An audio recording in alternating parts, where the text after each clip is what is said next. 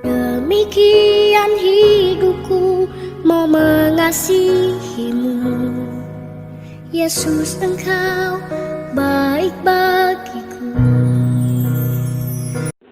Selamat pagi adik-adik, bagaimana kabar kalian? Doa dan harapan Kak Lili, kalian selalu dalam keadaan baik.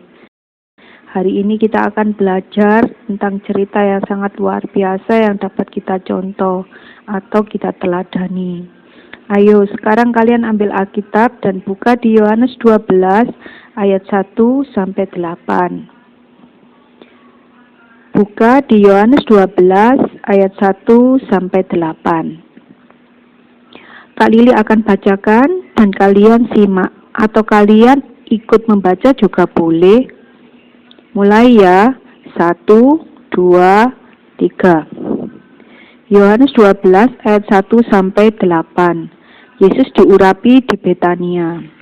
6 hari sebelum Paskah, Yesus datang ke Betania, tempat tinggal Lazarus dibangkitkan Yesus dari antara orang mati. Di situ diadakan perjamuan untuk dia, dan Marta melayani. Sedang salah seorang yang turut makan dengan Yesus adalah Lazarus. Maka Maria mengambil setengah kati minyak narwastu murni yang mahal harganya, lalu meminyaki kaki Yesus dan menyekanya dengan rambut, dan bau minyak semerbak di seluruh rumah itu. Tetapi Yudas Iskariot, seorang dari murid-murid Yesus yang akan segera menyerahkan dia, berkata, "Mengapa minyak narwastu tidak dijual 300 dinar dan uangnya diberikan kepada orang-orang miskin?"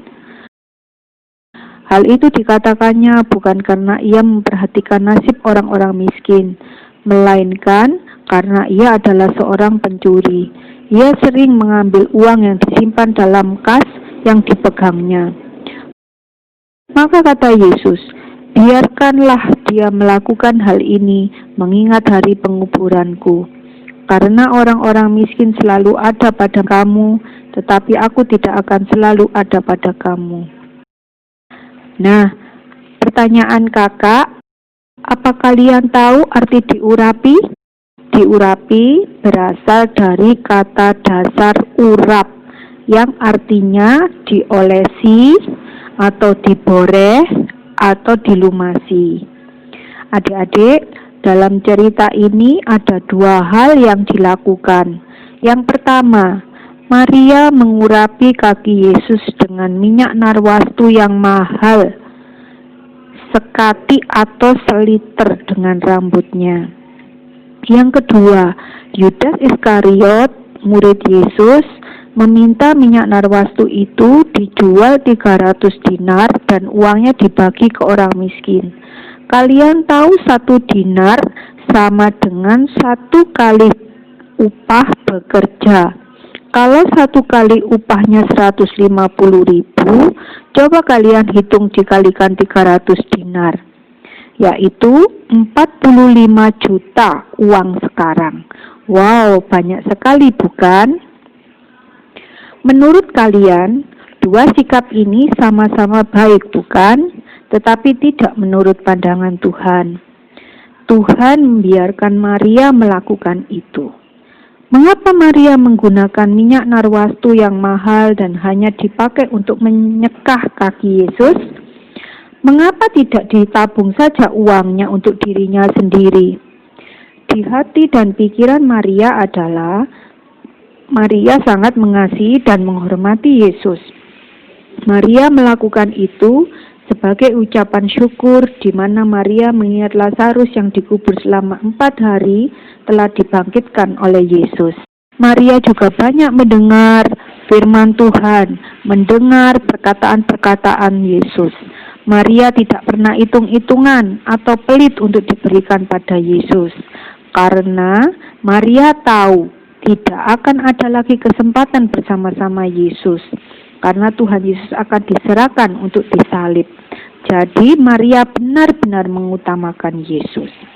Yang kedua, Yudas, apa yang dilakukan Yudas? Sepertinya baik.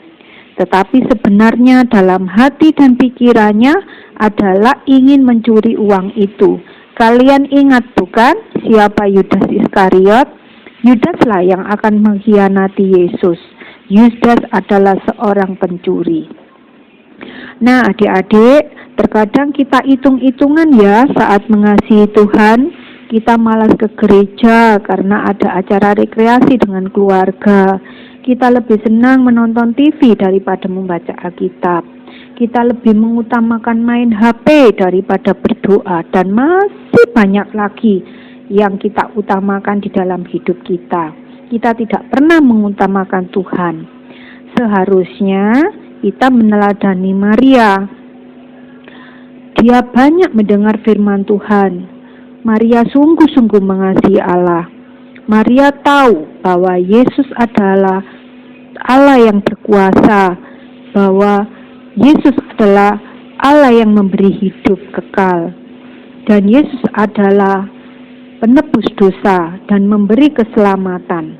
Karena itu, Maria lebih mengutamakan Tuhan. Yesus adalah Allah yang lebih berharga dari apapun. Dia layak terima kasih dan hormat dari kita. Begitu juga dengan kalian. Kalian harus mengasihi Tuhan dan sesama, karena mengasihi sesama juga penting. Nah, adik-adik, melalui cerita hari ini, Kak Lili mempunyai tugas untuk kalian. Tugas dari Kak Lili yang pertama, menghafal ayat, yaitu di Yohanes 14 ayat 7. Biarkan dia melakukan hal ini mengingat hari penguburanku. Yang kedua, apa yang harus kamu lakukan kalau kamu mengasihi Tuhan dengan tulus dan segenap hati? Itulah tugas dari Kak Lili. Untuk mengakhiri firman Tuhan hari ini, kita akan berdoa. Mari kita berdoa. Tuhan Yesus yang baik, terima kasih untuk firman-Mu hari ini. Kami ingin mengasihi Engkau. Kami ingin menghargai Tuhan melebihi apapun. Kiranya Roh-Mu yang menolong kami, supaya kami dapat melakukan firman Tuhan. Karena kami tahu bahwa Engkau layak menerima hormat dan kemuliaan. Dalam nama Tuhan Yesus, kami sudah berdoa. Haleluya. Amin. Tetap jaga kesehatan, makan makanan yang bergizi, cuci tangan dan tetap di rumah ya. Tuhan Yesus memberkati. Sampai ku dapatkan mahkota kehidupanku, ku tetap setia